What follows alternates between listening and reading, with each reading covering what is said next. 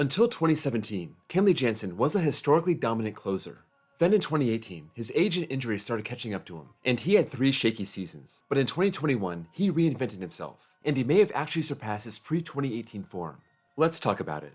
Before we start, if you can drop this video a like, I'd appreciate it. It really helps out the channel. I also want to note, this video was written by a friend of mine. He chooses to remain anonymous, so I'll just call him the ghostwriter. In 2010, Kenley Jansen made his major league debut. In 2012, he became the Dodgers closer. In 2013, he had a 1.88 ERA. In 2016 and 2017, he was selected as an All-Star, and he won the Trevor Hoffman Award both years, given to the best relief pitcher in the league. He was easily the best reliever in baseball, and he just seemed to be getting better. Just like Mariano Rivera, he relied mostly on one pitch. In every year between 2011 and 2017, Kenley threw his cutter over 80% of the time. Take a look at these velos and spin rate from 2016. Here's the league average cutter, and here's Kenley Jansen's. And here's Kenley Jansen when he dials it up a notch. The thing that made his cutter so special is that he threw it like a fastball. In 2017, the average MLB fastball was 92.8 miles per hour, and it had 8.8 inches of vertical movement. Kenley's cutter was 93.4 miles per hour, with 8.3 inches of vertical movement. His cutter behaved a lot like a fastball, but it also averaged 3.8 inches of horizontal movement, and almost all of that cut came in the last 10 feet before home plate. He didn't throw his cutter to behave like a frisbee. He threw his cutter to have all the speed and gravity-defying backspin of a major league fastball, and then explode away from righties and in on lefties at the last moment. That's how he was able to perform at such an elite level with one pitch. He basically threw a fastball, except the fastball danced 4 inches right before it crossed home plate. When you throw a pitch like that, you get inning totals that look like this, and strikeout totals that look like this, and ERAs that look like this. Kenley's ERA wasn't just below 3 in each of those seasons, it was below 2 in half of them. He was the best closer on the planet, but in 2018, things took a turn. He has atrial fibrillation, a heart condition that causes an irregular heartbeat, something that had been affecting him since 2011. In 2018, it resurfaced, forcing him on the DL. When he came back, he wasn't the same pitcher, and he had surgery over the offseason.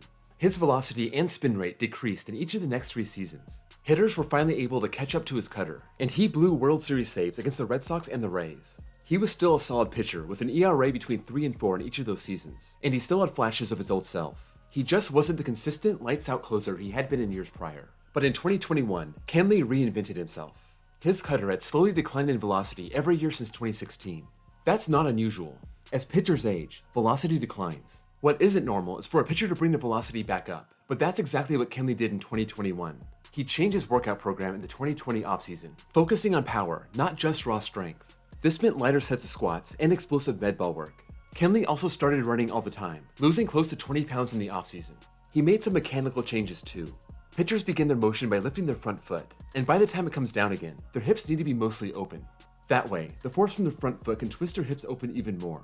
All that energy shoots up their torso and eventually ends up in the baseball.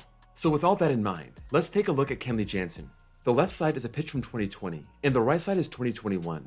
Here's Kenley right before he starts his delivery. Notice on the left, his front foot shifted towards third base, and his hips are closed. But on the right, his front foot is shifted towards first base. This keeps his hips neutral.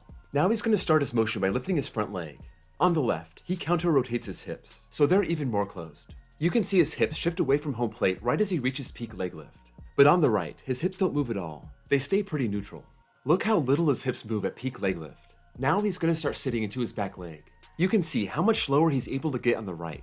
His butt is a couple inches lower than it is on the left. That's because his hips aren't as closed, so he has more time to drop before he needs to start opening his hips. Now it's time to open his hips.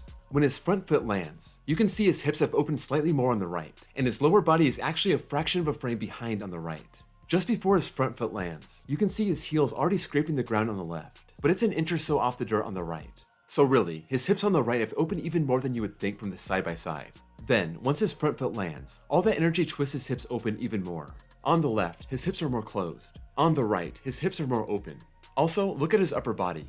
On the left, his shoulder is already starting to open. On the right, his shoulder is completely closed, and his whole torso is coiled. He's segmenting his delivery better on the right, and his shoulder is going to get twisted open more forcefully with all that energy from his lower body. Now it's time to release the ball, and you can see he's wasted energy shooting his shoulders in front of his hips on the left, but on the right, his torso is totally stacked. So what did he change? He's not counter-rotating his hips as much anymore, and he's really sitting into his back leg. Then he's using his glute to drive his hips open into his front foot plant, and he's keeping his upper body more closed. The result is, he's able to segment his delivery more. He sends more energy up from his lower body and uses that energy better by delaying his upper body. That's why he threw 89 on the left and 93 on the right. Kenley has a weird way to cue himself to use his hips properly. He wiggles them before every pitch. Here's what he had to say about that. Kenley, that hip thing you do, the twist, why do you do that? What are you trying to do when you do that? And what are you thinking about when you do that? Resetting my hip, to make sure my hip is in the right direction and just push through my hip, Whenever I'm using my hip, my lower half, that's when the velo, everything comes up. For me, it's more just, stick with my lower half, just trust it and make sure my lower half go first. And everything will happen. Whenever my lower half is on point, my arm's gonna catch up through it and, I'm gonna let it go. The last change that Kenley made was to his pitch selection. From 2018 to 2021, Kenley decreased his use of his cutter from 84%, yes, 84%, to 57%. That kept opposing batters from sitting on the cutter, which is part of the reason the league slugging against it dropped from 397 to 241. That's the difference between Eric Hosmer and, well, no one. In 2021, no qualified batter slugged below 241 or anywhere close. That's how good Kenley's cutter was. So what else did he throw?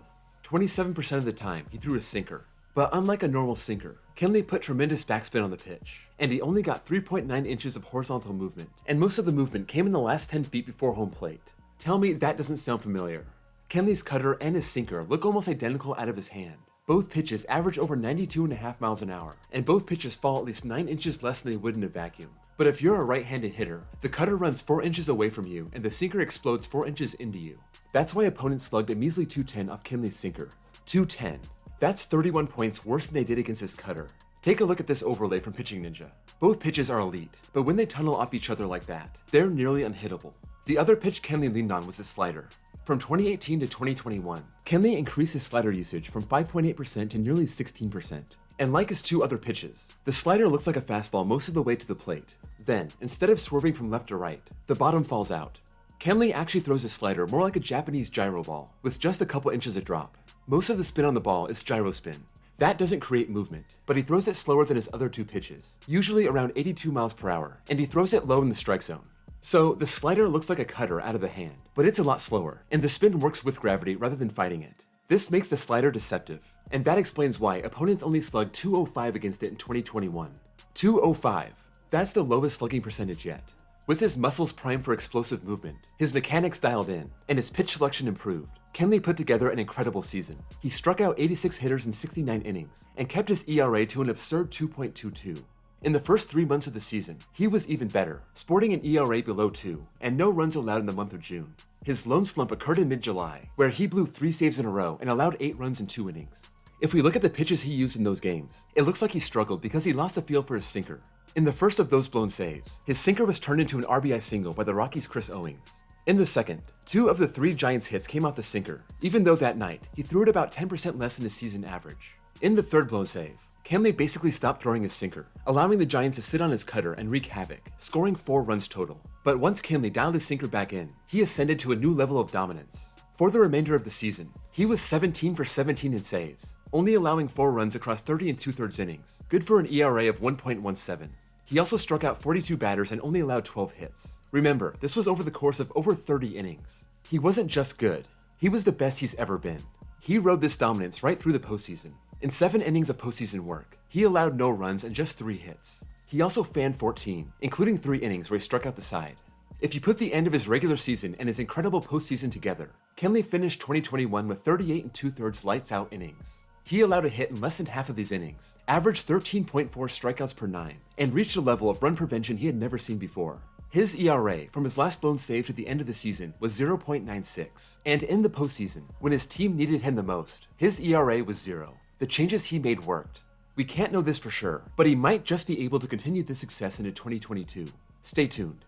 If you enjoyed this video, be sure to drop a like, and if you're new here, give me a sub. I want to thank my ghostwriter again for putting this all together. This is a lot more technical than the videos I normally put out, but I hope you liked it.